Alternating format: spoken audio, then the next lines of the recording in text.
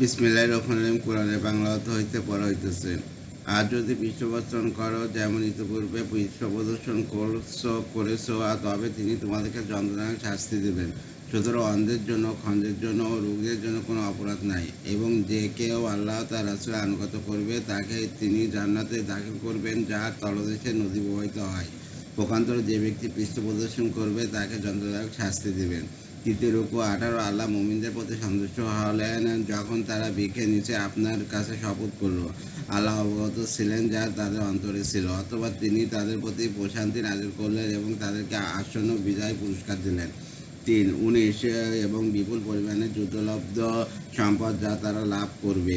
আল্লাহ পরাক্রমশালী প্রজ্ঞাময়। 20 আল্লাহ তোমাদেরকে বিপুল পরিমাণ যুদ্ধলব্ধ সম্পদের ওয়াদা দিয়েছেন যা তোমরা লাভ করবে। তিনি তা তোমাদের জন্য ত্বরান্বিত করবেন। তিনি তোমাদের থেকে শত্রুদের স্তব্ধ করিয়া দিয়েছেন যাতে এটা মুমিনদের জন্য এক নিদর্শন হয় এবং তোমাদেরকে সরল পথে পরিচালিত করেন।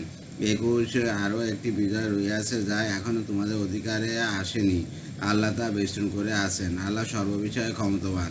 22 যদি কাফেররা তাদের মোকাবেলা করতো তবে অবশ্যই তারা পৃষ্ঠপ্রদর্শন করতো, তখন তারা কোনো অভিভাবক ও সাহায্যকারী পেত না।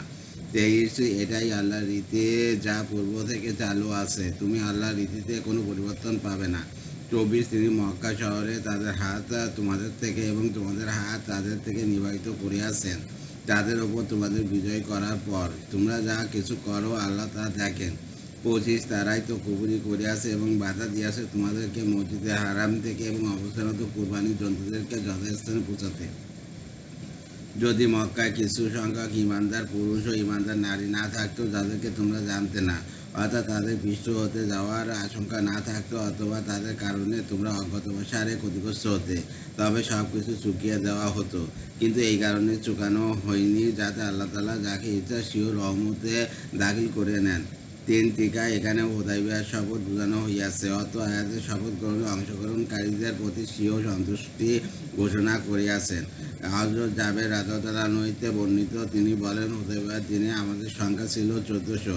রাসূলুল্লাহ সাল্লাল্লাহু আলাইহি ওয়াসাল্লাম আমাদেরকে লক্ষ্য করে বলেন, তোমরা ভূপৃষ্ঠের অধিবাসীদের মধ্যে সর্বশ্রেষ্ঠ। বুখারী মুসলিম। উম্মে রাদিয়াল্লাহু আনহা বলেন, যারা এই বৃক্ষের নিচে শপথ করিয়াছে তাদের কেউ জাহান্নামে প্রবেশ করবে না। যদি তারা সরে যেত তবে আমি অবশ্যই তোমাদের তাদের জন্য তাদের মধ্যে যারা কাফের তাদেরকে যন্ত্রণায় শাস্তি দিতাম। 26 কেননা কাফেররা তাদের অন্তরে মূর্খতা যুগের জেদ পোষণ করত, অথবা আল্লাহ তার রাসূল মুমিনদের ওপর স্বীয় প্রশান্তি নাজিল করলেন এবং তাদের জন্য সংযমের দায়িত্ব অবাধ্য করিয়া দিলেন। বস্তুত তারাই ছিল এর অধিকার যোগ্য উপযুক্ত। আল্লাহ সর্ববিষয়ে সমজ্ঞাত। 4 রুকু 27 আল্লাহ তার রাসূলকে সত্য স্বপ্ন দেখিয়েছেন।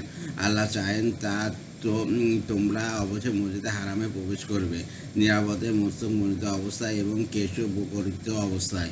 তোমরা কাউকে ভয় করবে না। এছাড়াও তিনি দিয়েছেন তোমাদেরকে একটি আসন্ন বিজয়। 28 তিনি তার রাসূলকে হেদায়েত ও সত্য ধর্মসহ প্রেরণ করিয়াছেন যাতে একে অন্য সমস্ত ধর্মের উপর জয়যুক্ত করেন। সত্য প্রতিষ্ঠা রূপে আল্লাহ যথেষ্ট।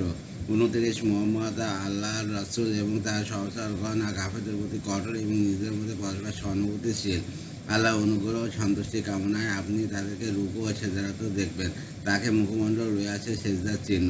তাওরাতে তাদের অবস্থা এইরূপ এবং ইনজিলে তাদের অবস্থা যেমন একটি চারাগাছ যা থেকে নির্গত হয় কিশলয়, অথবা তা শক্ত ও মজবুত হয় এবং কাণ্ডের ওপরও তারাই দৃঢ়ভাবে চাষিকে আনন্দে ও অনুভূত করে যাতে আল্লাহ তাদের ওপর দ্বারা কাফেরদের অন্তর্জালা সৃষ্টি করেন। তাদের মধ্যে যারা বিশ্বাস স্থাপন করে এবং সৎকর্ম করে আল্লাহ তাদের ক্ষমা ও পুরস্কারের ওয়াদা দিয়েছে। সূরা আল হুজুরাত 49 আয়াত 18 মদিনা অবতীর্ণ। রুকু 2 পরম করুণাময় ও অসীম দয়ালু আল্লাহর নামে শুরু করছি। প্রথম রুকু 1 মুমিনগণ তোমরা আল্লাহ ও রাসূলের সামনে অগ্রণী হইও না এবং আল্লাহকে ভয় করো, নিশ্চয় আল্লাহ সব কিছু শোনেন এবং জানেন। 2 মুমিনগণ তোমরা নবীর কণ্ঠস্বরের ওপর তোমাদের কণ্ঠস্বর উঁচু করো না এবং তোমরা একে অপরের সাথে যেরূপ উচ্চস্বরে কথা বলো তার সাথে সেইরূপ উচ্চস্বরে কথা বলো না, এতে তোমাদের কর্ম নিষ্ফল হইয়া যাবে এবং তোমরা টেরও পাবে না। যারা আল্লাহ রাসূলের সামনে নিজেদের কণ্ঠস্বর নিচু করে আল্লাহ তাদের অন্তরকে শিষ্টাচারের জন্য সজ্জিত করিয়াছেন।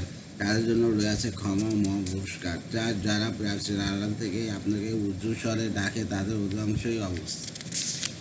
আল্লাহ।